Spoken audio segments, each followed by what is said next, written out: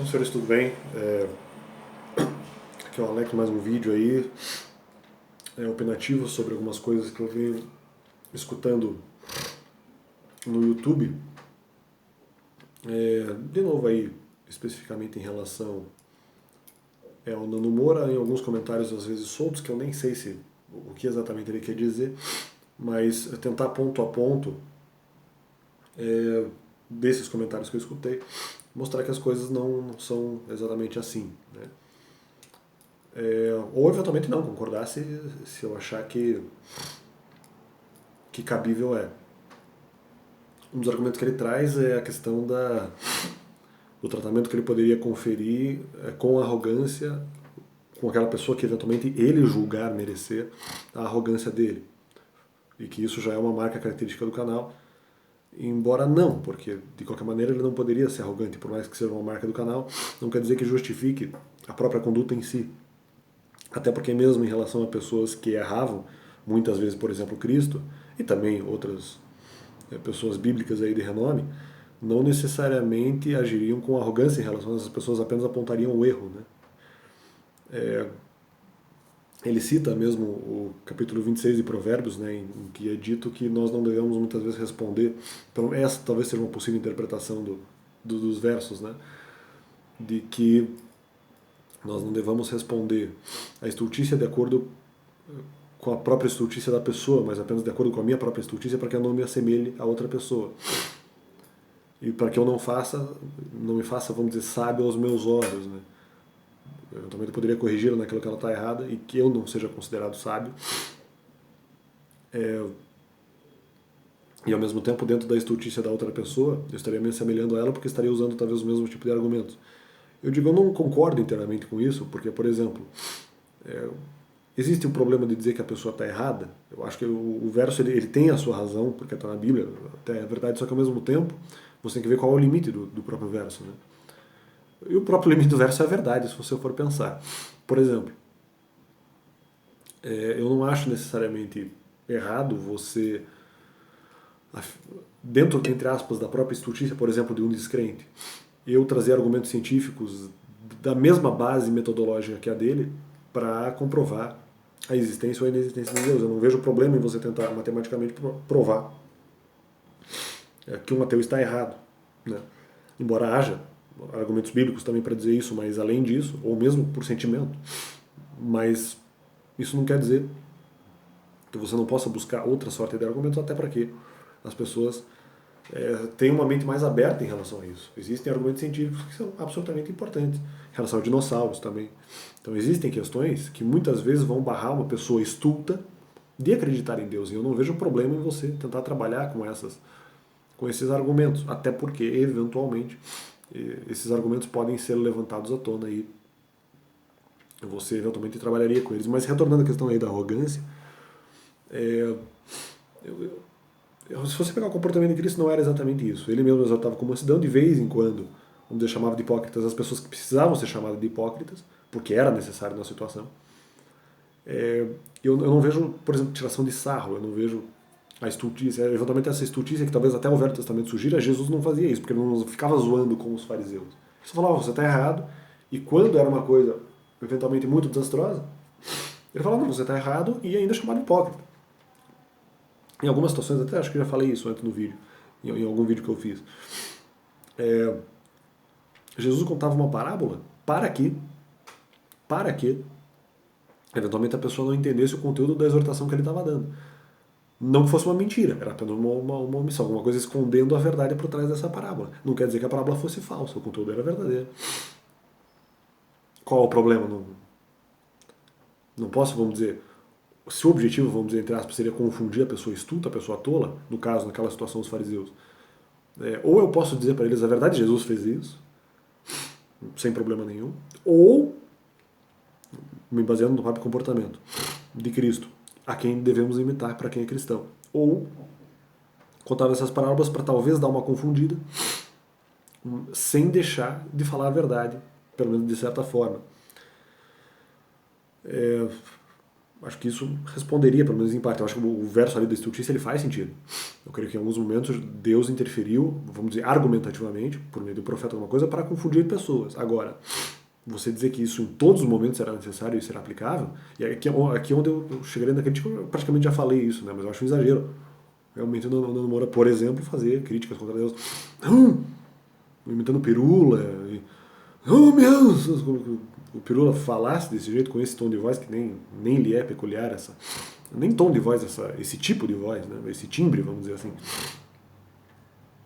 Algo absolutamente desnecessário para a situação. Ah, mas eles eram tolos, e daí? Eventualmente não se descobriram ainda como tolos. Né? São tolos aos seus próprios olhos.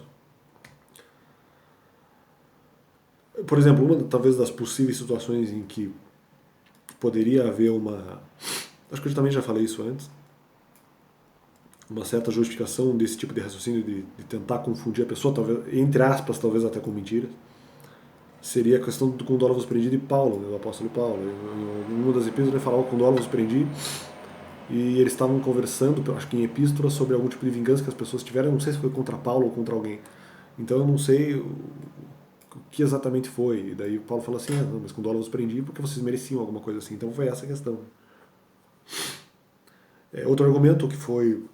Mas eu nem sei, na verdade, se foi uma questão argumentativa, eu não sei exatamente o que ocorreu. Mas, a princípio, pelo menos diante de Deus, dá a impressão que Paulo prendeu alguns cristãos que estavam em pecado por alguma razão.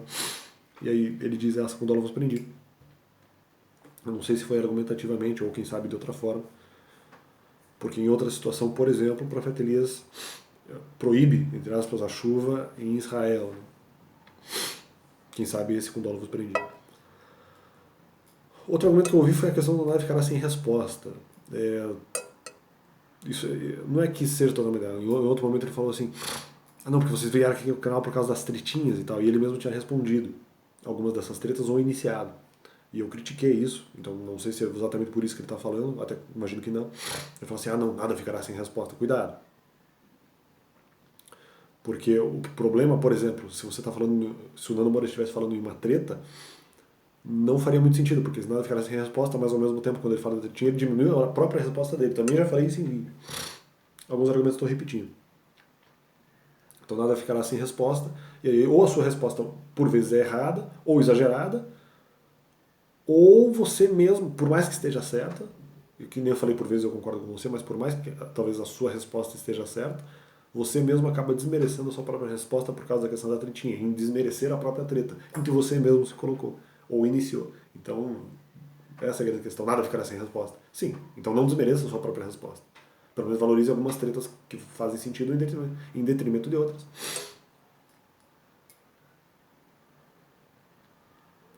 Que talvez não façam tanto sentido. Outra questão que eu discordo, que na verdade é apenas um detalhamento de uma questão que eu já levantei. A questão que o título do vídeo, quando é, por exemplo, uma coisa muito intelectual, talvez assim, que não chame muito a atenção das pessoas, por a princípio se trata de um tema chato, como se o título do vídeo as pessoas não assistiriam apenas porque se trata de um tema científico, talvez chato, ou um tema científico complexo de entender, não necessariamente chato. Eu digo, depende, porque eu já tinha feito isso em relação ao conteúdo do vídeo. Né? Se você colocar um conteúdo de vídeo que as pessoas supostamente não teriam acesso, eu acho que não. Acho que muitas vezes se você fizer uma coisa bem resumida e mastigada dentro mesmo do canal da Namora, Felipe Neto, seja lá quem for, como se as pessoas não fossem assistir simplesmente por causa do conteúdo. Eu discordo porque eu acredito que se o conteúdo, mesmo que seja científico, for um vídeo curto, algo resumido, por exemplo, de livro, talvez o que ele esteja tentando fazer agora com a Masterclass, né?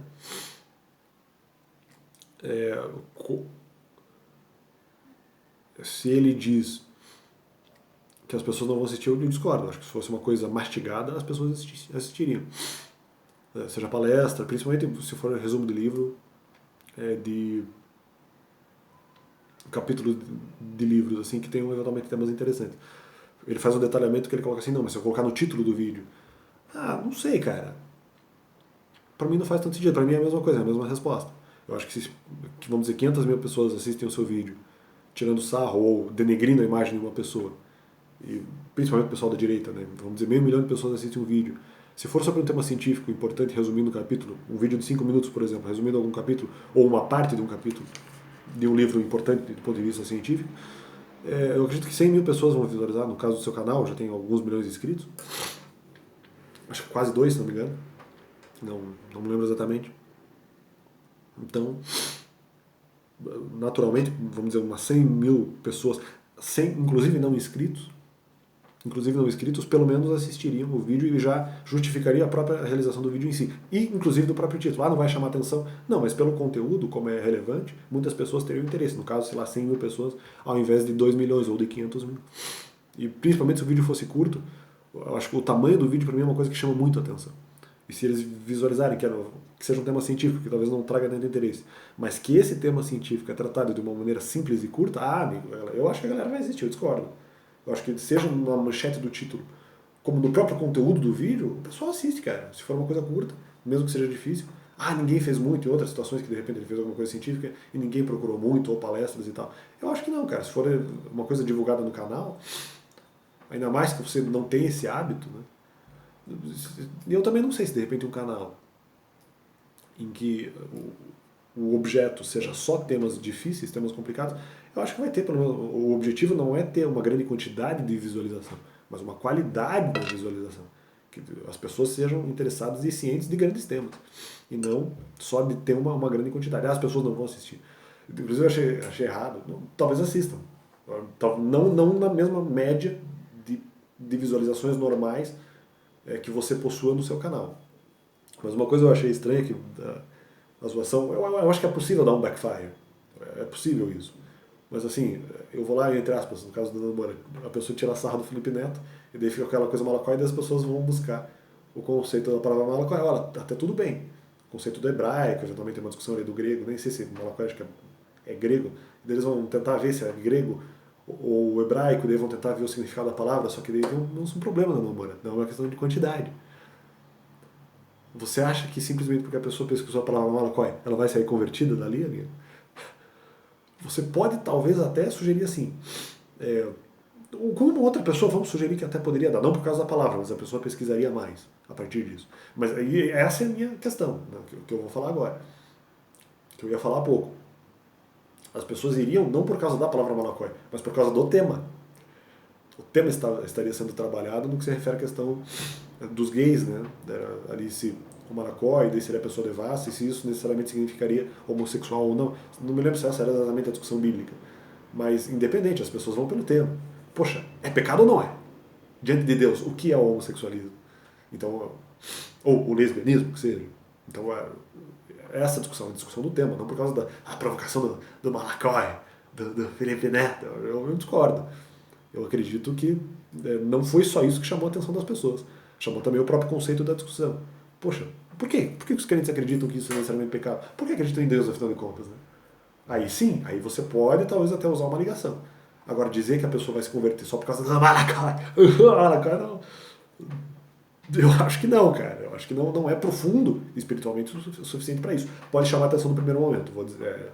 Mas ao mesmo tempo eu acho que a gente não pode também desmerecer uma coisa que seja profunda conceitualmente.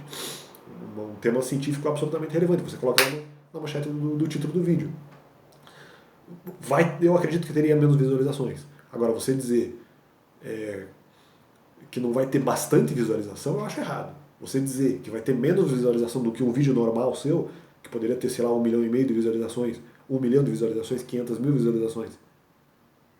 Você dizer que um vídeo desse não teria nem 100 mil visualizações, eu discordo. Ainda mais se fosse curto. Repito aqui o argumento. De certa forma aqui são apenas detalhamentos daquilo que eu já tinha dito. Esse vídeo acaba sendo um pouco repetitivo. Eu já falei, acho que a maior parte dessas coisas. Estou reforçando o argumento. Eu espero não falar mais sobre isso. Mas a Bíblia diz que acho que até 2 ou 3 vezes. Se bem que a da mansidão eu já tinha falado até mais de 2 vezes. Né? Enfim. Mas o nada ficará sem resposta. Se foi isso que ele quis dizer. Eu acho que está errado. A questão do título do vídeo já era a questão do conteúdo do vídeo que eu já tinha falado antes. Era a mesma questão praticamente. Trazendo o exemplo de quando você pode talvez responder a pessoa de acordo com a sua própria estultícia, com as suas provocações, mas dizer que isso é limitado. Isso não deve ser a regra do comportamento cristão. Isso é uma tela que eu bato muito. Porque se você eventualmente agir de uma maneira diferente, você pode acabar machucando demais a pessoa e aí ela não vai ter tranquilidade espiritual para executar ou para exercer as suas funções normais, diárias, como eventualmente outrora aconteceu comigo. Já falei isso no vídeo um pouco sobre os traumas infantis. Então, senhores, é isso aí. Valeu! Deus é bom!